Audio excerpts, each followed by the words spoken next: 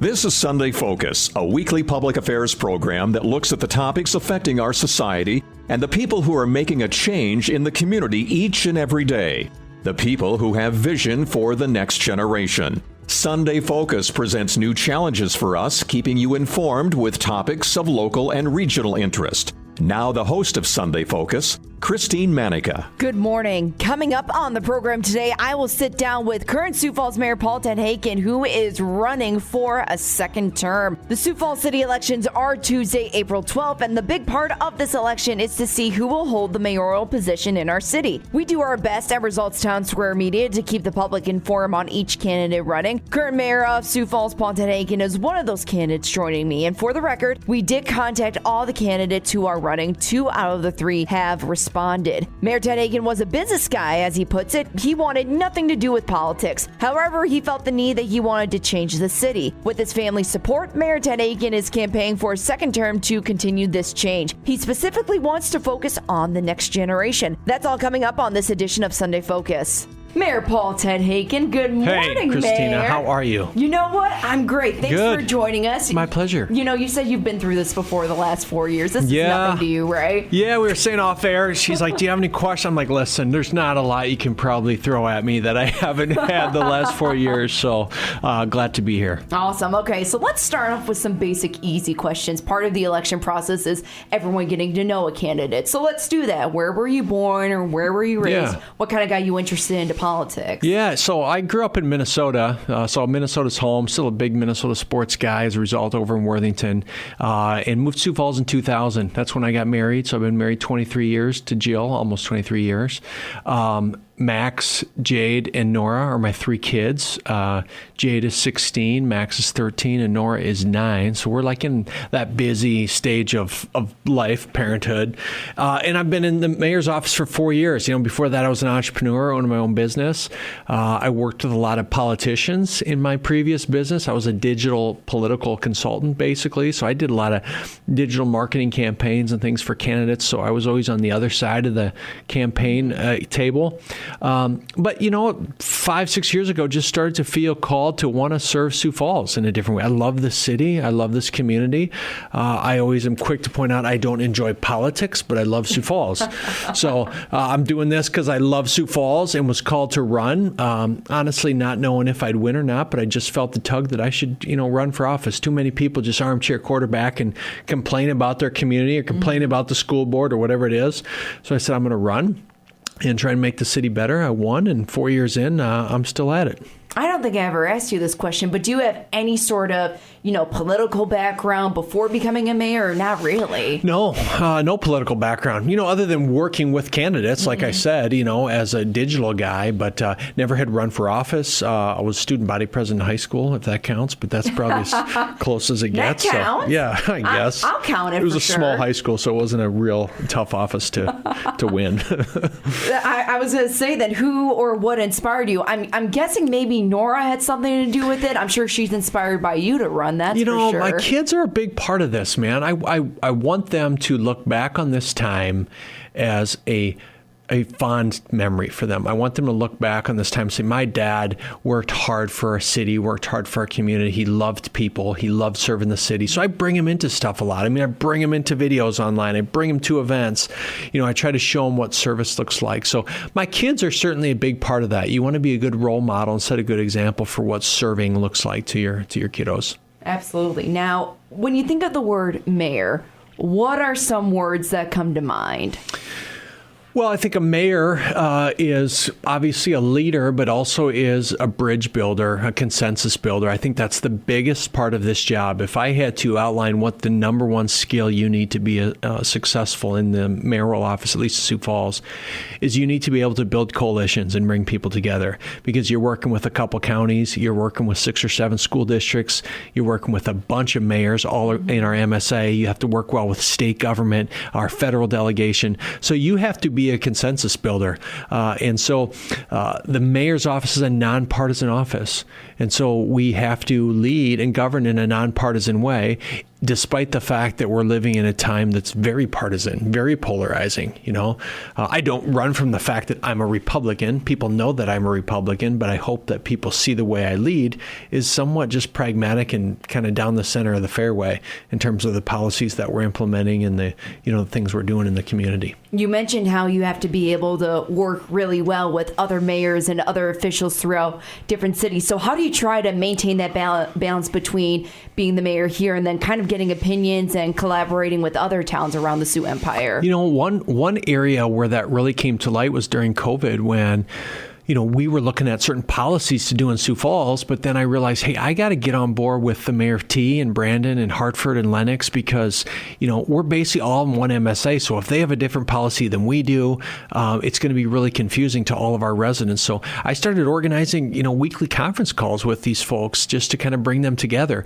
And they were very successful in that we now have a monthly meeting, all the mayors, meeting of the mayors in this MSA, where we're sharing ideas and collaborating on what are we doing from a regional park standpoint, how are we approaching public safety. The housing challenges we have here are the same in Crooks and Del Rapids and all these, Hartford and other places. Yeah. So we share best practices, and that's been really, really successful. So besides having the ability to communicate with other government officials, what other qualities or characteristics do you think make a great leader or a mayor?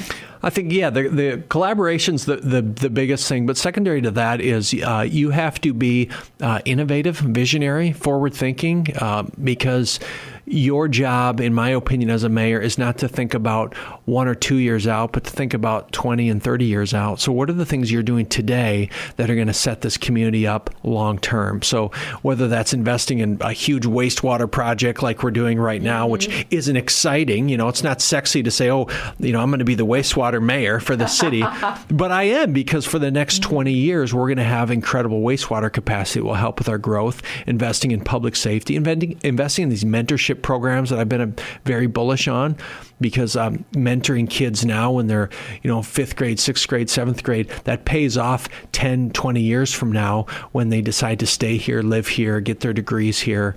And so you have to have a visionary approach to leading the office. It sounds like part of that characteristic description involves being flexible. You come into a position with one plan, and then once you're in it, you're like, okay, wait a minute, I have to really explore my options here instead of sticking to what I thought was the plan. Yeah, that's a big part, being malleable and being able to change your mind. And politicians aren't known for changing their mind. And so as data changes or information changes, so does my mind. And I use COVID as an example. There were several times during COVID where, I started going one direction, and as we got more data, shifted my position, because I'm like, okay, I realized that stay-at-home order is a good example. The more we learned about those, those don't have the impact that I think people think they do, and we got away from that. The same with cloth masks. We're changing opinions on that. We're getting different information on that. So I think people want to have a leader that isn't just set in their ways, but says, hey, as I get different information, I'm willing to change my mind on an issue as long as it's the best thing for the community. If you are just listening, I'm being joined by current Sioux Falls Mayor Paul TenHaken. We're talking about his last 4 years here in office and also his current campaign for his second term. Now, this is a great transition, how you talked about COVID, because I think it's been quite a roller coaster for you the last 4 years. Now, you're once again putting yourself out there to run for this second term. So tell us a little bit about your political campaign journey, whether it's a difference between then and now or the current journey that you're on. Yeah, so, the first 4 years, so for your listeners, if they don't know this, you can serve 2 4-year terms, consecutive terms as the mayor of Sioux Falls. So we have term limits. So what's great about that is there's a shot clock that's ticking. You know exactly how long you're going to have in the chair. So you spend the first 4 years getting the team in place, building those relationships, getting comfortable with the MSA mayors and the other mayors you have to work with, the school board members, building that reputation as a collaboration builder. So I've done that the last 4 years. Now that second term is really when you can start to make hay, because we've spent this first term, quite honestly, Christina, in reactive mode a lot. I mean, we were responding to floods and tornadoes and racial justice issues and a lot of reactive issues we had to kind of be working on. Now there's some proactive things that we can work on, like things we want to do with housing and workforce and with public safety and with some infrastructure spending, quality of life projects.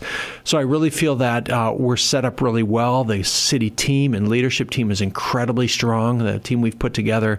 So hopefully the next term we'll be able to, put all those pieces in place and get some of these initiatives moving forward. How did you feel when you had to put your own plans aside in order to fight COVID and to fight, the natural disasters that you've had to face? Well, I became aware really quick of the reality that being a mayor is about responding to the unexpected, being able to pivot and just react to the circumstances around you. I remember after we had the tornadoes come through Sioux Falls, the next morning, so they came through that night, the next morning, 8 o'clock, I got a call from Senator Mike Rounds. He called me and said, "Hey, Paul, you need to know that this is why you're in this office. People will remember how you respond to these crises, not whether you got a baseball stadium done or you got a tax increment financing deal put together, but how do you lead through the tough times in the community?" And so I really appreciated that and have embraced that to realize that my role is a lot of just dealing with the unexpected. And people will say, "Oh, it can't get much worse, Paul. You've gone through a lot the last 4 years." Well, it could get worse. There's a lot of things we haven't encountered in this community knocking yet. on wood right now. Totally knocking on wood. But I'm pretty battle tested as a result of having gone through all these challenges, knowing how to work with the media now, knowing how our emergency operations center works, a lot of issues that we've had to work through with the state. And so I think Sioux Falls would be in a good position. Should a crisis happen here, I think we're well positioned to respond now. So why did you decide to run again for a second term? Clearly, the natural disasters, the pandemic, they didn't steer you away from the office. Yeah, I wouldn't say it was a slam dunk because I think people would assume that you have this natural desire to want to stay in the chair. I'm not driven by being in political office. I mean, it's not a desire of mine to be in politics. But what I feel is that we've started something the last 4 years that I feel an obligation to continue. The economy's strong. I think we've weathered COVID incredibly well. Mm-hmm. We've got these mentorship initiatives, these public safety initiatives that we've been working on that I feel the responsibility to keep moving forward. And honestly, I want to have a little bit of a fingerprint on the future of this community. I think this community is incredible, and there's a lot of work to do, and I feel like it's my responsibility to keep moving that forward, what we started the last 4 years. As you are hitting the campaign trail, again, you're probably meeting a lot of new people and seeing some familiar faces. What are some changes that voters want to see in the city, whether it's immediately if you take your second term or throughout your second term? One area that comes to mind when you ask that question is we have an increasing number of homeless people in our community. We're seeing more panhandling in our community. We're seeing some of those things that you get when you're a 200,000 plus population community. I want to get, I don't want to say more aggressive because that sounds, kind of negative, but we got to learn to deal with that homeless issue and be as proactive as possible with that issue. So that's something that I'm hearing from voters. They also want to get our housing costs under control. I mean, housing costs are a real challenge.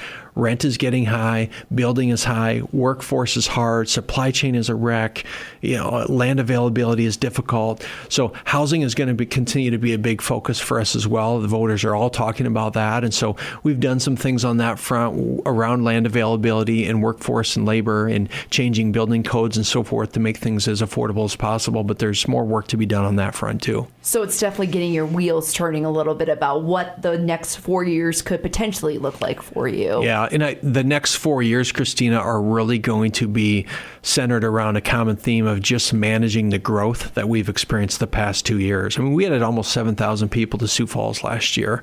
Those are people who are using our streets, who need housing, who are using our hospitals, who are using our park system.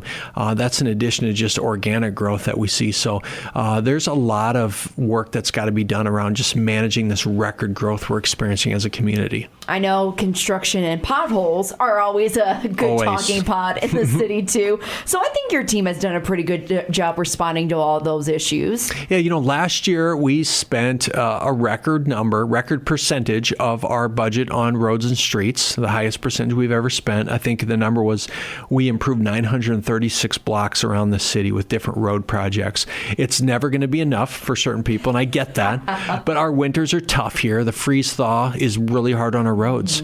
And so we're going to do that again. We have some huge capital projects, road projects scheduled for this year, 41st and I-29, a diverging diamond we're putting in. Minnesota, all the way from Russell to 18th Street, is going to see a big overhaul. And so there's going to be some continued orange cones around the community again this year, but those are always short-term pain for long-term gain. Isn't it kind of cool to see, though, over the last 4 years, seeing that type of development for the city of Sioux Falls? Think about it. You have the Levitt Shell in place. The State Theater is opened up again. That's got to be a pretty good feather in your cap, so to speak. Yeah, there's been, I think we've balanced a lot of those projects. So we have those quality of life projects like the Levitt and, like some of the investments we've made in the zoo and the pavilion. And we're working with the Jacobson family on Jacobson Plaza, outdoor ice skating ribbon that we'll be starting on this year. I mean, some great quality of life projects, but balancing those with the investments that we're making in the housing and the infrastructure and the wastewater and those things that people maybe don't always think about on a daily basis until they stop working, and then they absolutely recognize it. So, and then the overarching theme over that too has just been ensuring our law enforcement has been a priority. For me, I'm a big believer in the work that our cops do, the work that Sioux Falls Fire Rescue does. In fact, we're really close to being fully staffed at Sioux Falls PD. We haven't been nearly fully staffed to our authorized strength in years. And I think that's a testament to how we've weathered the last couple years of uncertainty in public safety. So managing crime and public safety is going to continue to be a big theme for me as well in the future. Absolutely. I saw too, it constantly is on my social media feed, new officers coming in. And it just tell me how they're adjusting to Sioux Falls and the reaction of being here just in this middle of nowhere, South Dakota City. Yeah, we have a couple, we have a couple officers we got this year from Albuquerque, a couple from Arizona, one from Orlando, one from San Diego, I believe. So a lot of warmer areas. Yeah, so they're getting their first winter. So I've talked to some of those recruits and they're loving it, but they're loving the climate. And when I say by the climate, not necessarily the weather, but they're loving the appreciation that this community has for law enforcement and how law enforcement and the law is very respected in Sioux Falls. So the reason they're coming here is because they were officers in environments where they weren't respected and they couldn't do their job and they weren't given the authority to just do policing the right way in the communities where they were serving. So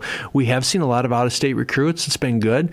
It's also made us realize that the bar we have for training is very high because some of these officers will come in and they need maybe a little more training than we would have anticipated based on the departments they're coming from, because we have a very high standard of excellence that we have in Sioux Falls. So it's been good. It's been great. A great way to grow our law enforcement this year is by tapping into some of those, I don't want to say disgruntled officers from around the country, but ones that are ready for a change of environment. Absolutely. If you are just listening, current Sioux Falls Mayor Paul TenHaken is joining me in the studio. He is also talking about his second run at this political journey. Now, like most candidates, Mayor, there are certain policies that people tend to focus on, maybe even some new ones. Can you talk about some of those current policies that you did create besides, the ones from COVID? We'll get back to those later.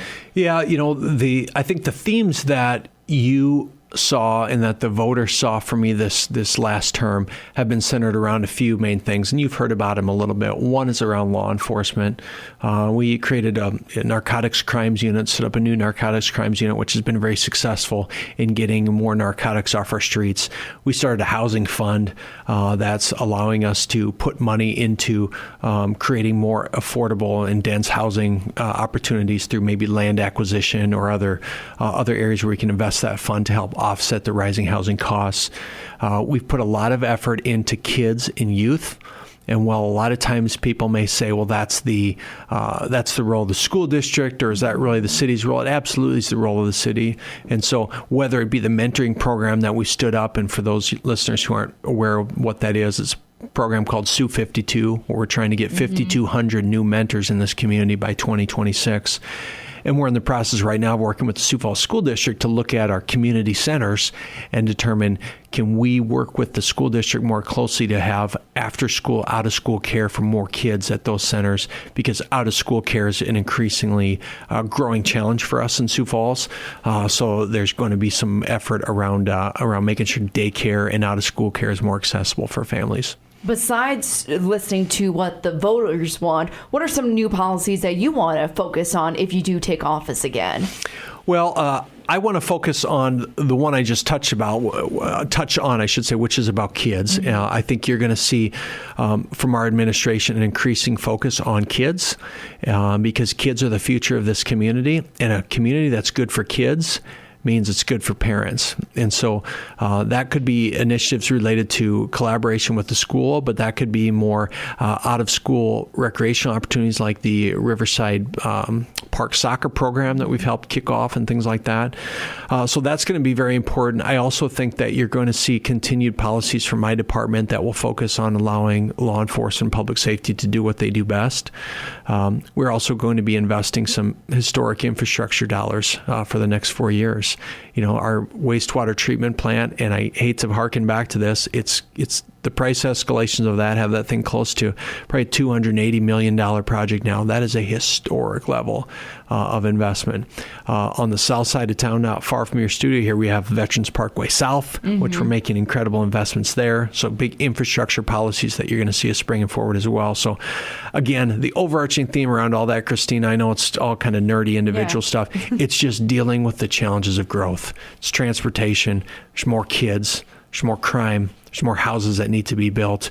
We need someone to kind of spin all those plates and make sure we don't get too far over our skis on any one specific topic. Evidently, when you bring in the kids, you're giving parents, a quality of life, not only just for them and their careers, but also setting their kids up for a future. So I totally see that. Now, do you see an area maybe in some of the current ordinances or policies that you would like to change? Why or why not? There's always current ordinances and policies you'd like to change. One thing that I'd like to get a handle on sooner rather than later would be how we are handling the panhandling and homeless issue in our downtown. We've spent hundreds of millions of dollars in making our downtown just a shining jewel, and we have to make sure we're still taking care of our homeless population, but not at the expense of making our downtown feel unsafe or unwelcome to people. So there's some policies that we're working on around that, but there's a pretty large First Amendment piece that kind of goes over the top of that freedom of speech when you talk about panhandling and so forth. So that's an area I think we have opportunity to improve. I also think on the housing front, there may be some policy changes that we can make to allow for easier ways for developers to get access to TIF funding, tax increment financing funding, so they can build housing quicker and at a more cost-friendly price point for people if they can have access to that TIF funding. So there's some policies we're looking at around that as well to increase the housing density in Sioux Falls. Yeah, I know one of those organizations that do help tackle homelessness is the Bishop Dudley House. I'm from a bigger city. I'm from Chicago, and I had the opportunity to do that Night of Hope and sleep out for the night and really get a sense of what it's like to be homeless in Sioux Falls. So I think part of getting that problem under control, so to speak, is being able to work with organizations like the Bishop Dudley House. Right, and that's back to my earlier points about collaboration and working together. The city is not the end-all, be-all solution for every problem. So we have to work with the diocese, with Bishop Dudley, with Union Gospel Mission, with the Banquet, with St. Francis House, with all these different organizations that all kind of hold a piece to this puzzle. And so the city really plays a role, and a lot of times the mayor plays the role of being kind of the chief collaborator of bringing those people together. Yep, it's all connected, people. Politics are all connected and intertwined. Now, the biggest story of the last 2 years, we're getting into the COVID talk now. Get ready. All right, so leaders and politicians were faced with the difficult task of navigating the communities. There was no playbook for this, as we all know, and somehow people managed. So let's just say, and I'm knocking on wood again when I say this, there's another pandemic that makes its way to South Dakota, specifically Sioux Falls. what would be your plan of action? Would you do anything differently than what you did with COVID? Yeah, well, I think, if you've seen one pandemic, you've seen one pandemic, so whatever a future pandemic could look like, it's going to be different than what COVID was. I think a reality that we have to understand is that the public's trust in some of our medical experts like the CDC is vastly shaken, and I don't know who would be the authority. And what I mean, the medical authority, because there's so much misinformation that was spread throughout COVID that people didn't know who to trust anymore, including elected officials. I made the mistake of talking about vaccination a couple months. I say mistake in quotes, but people came unglued on me that I would even consider, proposing getting vaccinated or encouraging people to get vaccinated. So everything's become so polarized and so partisan.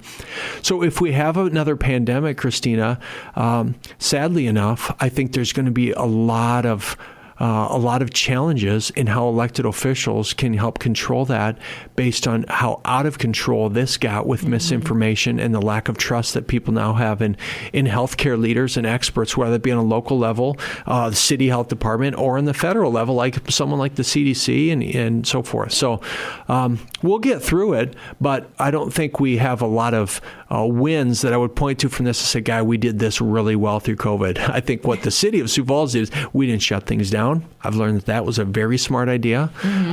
We didn't mandate any actions on people, which I think was also a very smart idea. And now with the benefit of history, time is showing that those sorts of mandated actions didn't have the effect that people initially thought they would. And so in hindsight, I'm very proud of the positions we took in Sioux Falls on those topics. And you even shared your own COVID story. And not a lot of politicians or people in the public light, they'll be like, yeah, I had COVID. But no, you were right open about it and said, yeah, it kind of got me down a little bit. Yeah, and I did that to share my vaccination story. I was vaccinated. I got COVID, and it was fairly mild. And I like to think that the reason it was mild is because I had the vaccination. So, we do know that the vaccination is a very strong tool in a pandemic. And so that's why I wanted to share that. I wanted to get people over the fear of COVID as well. There's still a lot of fear around it. And we have to get to the point where we're having to live with this in the endemic stage. It's like we live with the flu and we live with other things. We got to get comfortable with it because, to your point, another pandemic, another virus could be lurking around the corner in a year or two, and we'll have to deal with that when we get there. Absolutely. And if you are just listening, once again, Sioux Falls Mayor Paul TenHaken, he is in the studio. He is also running again for a second term. Now, Mayor, before we let you go, anything that you would like to say to the voters of Sioux Falls? This is your time. Well, the nice thing about being the incumbent, having done this for 4 years, is I have 4 years of history. So I remember when I was running for this office 4 years ago, you have to make these promises. Like, I will do this and I will do this. Well, it's easy to make promises when you haven't been in the chair. Well, now I've been in the chair for 4 years, and I guess the residents can see, hey, do we like the way the guy led through the flooding and the tornadoes and pandemics, and is the economy in a good spot, and is Sioux Falls, is there an optimism in the community? And selfishly, I would argue, I think we've done good on all those fronts. So past performance is an indicator of future results, right? So hopefully people look at the past and say, hey, I think that guy deserves another swing at 4 more years to keep Sioux Falls moving forward. And a lot of businesses are coming here to Sioux Falls too, except for one. You know what I'm going to say? I got it. I know you're Dunkin' Donuts gal. Come on. It's been 4 years. It's so funny because people... You got me my Chipotle. Now I need the Dunkin' Donuts. People reach out and they'll be like, hey, can you bring Trader Joe's? And it's like, you know what? I can't bring anything here. All I can do is make a city and a community that hopefully a business says, hey, we want to put a shingle there. We want to bring our business there. So if Dunkin', if they're listening, hey, we'll take you. It's smaller than Trader Joe's if you think of it that way. That's right. It is. Just a coffee and a donut shop. It is. And they have great donuts. All right, Mayor. Thank you so much for joining us this morning. Thanks, Christina. There's always a defining moment when you realize you have no control over what your teen says, over what your teen does, over who your teen hurts. When you reach that defining moment and you're thinking there's nothing more you can do what other parents have done. Call Hope Harbor or go to hopeharbormn.org. Hope Harbor helps struggling girls and boys ages 12 to 17. When you think there's nothing more you can do, there is hope. Hope Harbor. Here's a news flash for you. More than 70% of fatal crashes in South Dakota happen on rural highways and local county roads. Hi, I'm Trooper Whitaker with the South Dakota Highway Patrol. It is important to wear your seatbelt whether you are headed to the farm or whether you are headed to the city. Seatbelts are one of the best ways to protect yourself while driving. Always wear a seatbelt. Don't skip the click. This message brought to you by the South Dakota Highway Patrol and Results Town Square Media. Hi, I'm Connie Britton. I support Feeding America because they help provide over 6 billion meals to people in need each year. Learn more at feedingamerica.org. Feeding America. 200 food banks strong. I'm Christine Manica, and you've been listening to Sunday Focus. I'd like to thank my guest, current Sioux Falls Mayor Paul TenHaken, for joining the program today. Once again, the Sioux Falls City elections are Tuesday, April 12th. Join us again next week for another edition of Sunday Focus. Sunday Focus is a public affairs program of Results Radio Town Square Media, Sioux Falls.